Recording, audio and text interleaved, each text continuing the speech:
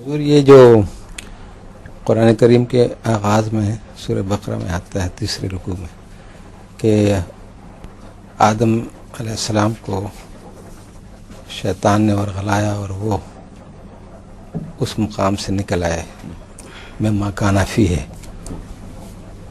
اور پھر اللہ تعالیٰ آیت پڑھیں نا پوری. ہاں جی اب میں رکھی ہوئی انگلی رکھی ہوئی ہے. جی ہاں. ولا تقرب ساری آیات وقلنا یا آدم اعوذ باللہ من الشیطان الرجیم بسم اللہ الرحمن الرحیم وقلنا یا آدم اسکن انت وزوجک الجنہ جنت وکلا منها رغدا حیث شئتما ولا تقرب هذه الشجرة فتكونا من الظالمین فأزلهم الشیطان عنها فأخرجهما مما كانا فیہ وقلنا اهبطوا بعضكم لبعض عدو لكم في الأرض مستقر ومتاع إلى حين فتلقى آدم من ربه کلمات فتاب علیہ انہ هو التواب الرحیم قلنا اهبطوا منها جميعا فاما یاتینکم منی ھدی فمن تبع ھدایا فلا خوف علیہم ولا هم یحزنون. حضور میرا سوال یہ ہے کہ جب توبہ قبول ہو گئی تو پھر یہ قلنا اهبطوا منها جميعا اس حالت سے اگر وہ جنت عرضی تھی تو بجائے واپس جانے کہ یہ سب جنت عرضی سے کیا مراد ہے؟ نیک نبی کے ماحول میں جو جماعت تیار ہوتی ہے عملی رنگ ایک تو جنت سے باغ کا تصور ہے نا. جی وہ نہیں، وہ تو یہاں ہو نہیں سکتا. جی تو پھر جو بھی جنت ہے وہ جنت عرضی نہیں ہے. جی وہ جنت ہے جس سے جنت سماوی پیدا ہوتی ہے اور وہ اللہ تعالیٰ کی رضا کے دائرے میں رہنا ہے. اور یہی مضمون ہے شجر طیبہ اور شجر خبیثہ کا. جو آپ نے سوال اٹھایا ہے، میں اس کی تفصیل میں پہلے بارہا مختلف سوال و جواب میں بیان کر چکا ہوں. اس میں صرف اشارہ کر رہا ہوں. جو سوال آپ نے اٹھایا ہے اس کی طرف آتے ہوئے میں توجہ دلانا چاہتا ہوں کہ اس کا جواب اسی آیت کے اندر موجود ہے جہاں اہبطوا فرمایا گیا ہے، اہبطا نہیں فرمایا گیا. غلطی ساری قوم کی تو نہیں بخشی گئی تھی.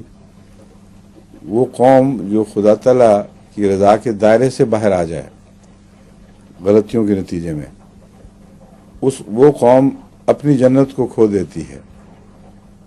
یعنی وہ آسمانی جنت جو یہاں اعمال سے بنتی ہے، اگر یہاں اس کے اندر امن ہو تو تبھی وہ آسمانی جنت امن کہلائے گی نا. تو جب بھی انسان شریعت کی حدود سے باہر نکل جاتا ہے بحیثیت قوم، وہیں سے اس کی جہنم شروع ہو جاتی ہے. اور ساری تمام مذاہب کی تاریخ اس پر گواہ ہے. حضرت صلی اللہ علیہ وآلہ وسلم نے جو جنت قائم فرمائی، اس جنت سے جب باہر نکلنے شروع ہوئے لوگ تو پھر ایک وقت آیا کہ اہبطوا منہا جمیعا کا بھی حکم جاری ہو گیا، اور اس کو فیض عوج کہتے ہیں، اندھیروں کا دور. تو اگرچہ آدم کے تعلق میں یوں معلوم ہوتا ہے کہ ابھی بات ہوئی، ابھی ایک اور فیصلہ ہو گیا، لیکن دور کا معاملہ ہے، اس لیے بیچ کے فاصلوں کا ذکر نہیں ہے. اس لیے جب بھی آپ مڑ کے دور کے زمانے کو دیکھیں تو آگے پیچھے آنے والی باتوں کو یوں نہ سمجھ لیں کہ ساتھ ساتھ ایک دم ہو گئی ہیں. ایک لمبے زندگی کے عرصے پر پھیلی ہوئی باتیں ہیں جن کا خلاصہ بیان فرما رہا ہے اللہ تعالیٰ. اب حضرت موسیٰ کے 9 نشانات اس طرح پڑھ جائیں آپ تو معلوم ہوتا ہے آج یہ کل وہ پرسوں وہ، اور بات ختم ہو گئی. یہ دور کی نظر کا قاعدہ ہے کہ وہ بڑی چیز کو بھی چھوٹی دیکھتی ہے، اور قرآن کریم نے اسی انسانی فطرت کے مطابق دور کی تاریخ بیان فرمائی ہے. جو پیدائش انسانی کا مسئلہ ہے وہ بہت ہی مختصر مٹی سے پیدا کیا اور مختلف اشارے کر دیے ہیں، حالانکہ وہ سب سے زیادہ زمانے پہ پھیلا ہوا ہے. 4.5 ارب سال جو دنیا کے بنے ہیں، ان میں سے وہ زندگی جو انسان پر منتج ہوئی ہے اس کو 1 ارب سال لگا ہے. تو 1 ارب سال کی کہانی اگر قرآن شریف میں آپ پڑھیں تو 8-10 آیتوں میں وہ بیان ہو گئی ہے. یہ میں اصولی بات سمجھا رہا ہوں کہ اس پہلو سے یہ نہ سمجھیں کہ ادھر توبہ ہوئی، ادھر خدا نے کہا اہبطوا منہا جمیعا. یہ واقعہ یوں نہیں گزرا. حضرت آدم کی توبہ قبول ہو گئی، لیکن قوم معلوم ہوتا ہے اپنی غلطی پر مصر رہی ہے. کیونکہ یہاں اہبتا نہیں فرمایا، اہبتو فرمایا ہے. اور جب قوم کو ایک سزا ملتی ہے تو بسا اوقات قوم کا نبی اس سے تکلیف اٹھاتا ہے. تو یہ مراد نہیں تھی کہ حضرت آدم بھی رضا کی جنت سے نکل گئے تھے. اہبتو منہا جمیعہ میں قومی حیثیت کے اندر جو فرق پڑا ہے اس کی طرف اشارہ ہے. اب تم وہ قوم نہیں رہی جس قوم کو اللہ کی رضا نے ہر طرف سے ڈھانپا ہو، جس کو کوئی خطرہ نہ ہو. اس لیے دنیا میں بھٹکو اور دنیا کے مصائب بھی برداشت کرو، لیکن یاد رکھو جب اگلا پیغام آئے گا تو پھر تم اس جنت میں دوبارہ داخل ضرور ہو جانا.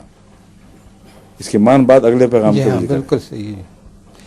یہ اس کی مثال موسیٰ علیہ السلام کی قوم کے ساتھ بھی ہے. وہ ہاں وہ میں وہی بیان میرے آئی تھی، میں پہلے بیان کر چکا کئی دفعہ، اس لیے میں نے چھوڑ دی تھی.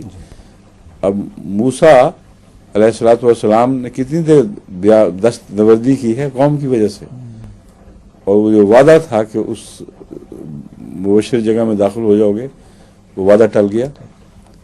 تو نبی قوم کے ساتھ دکھ اٹھاتا ہے بعض دفعہ، اور اہبتو میں نبی صرف اس حد تک مراد ہوتا ہے کہ امن سے نکل جاؤ، لیکن رضائے باری طرح سے نکلنے میں نبی شامل نہیں ہوتا. چنانچہ رسول اللہ صلی اللہ علیہ وسلم کے ساتھ جنگ احد میں جو واقعات پیش آئے ہیں وہ اس کی ایک مثال ہے. صحیح ہے. ٹھیک ہے. جی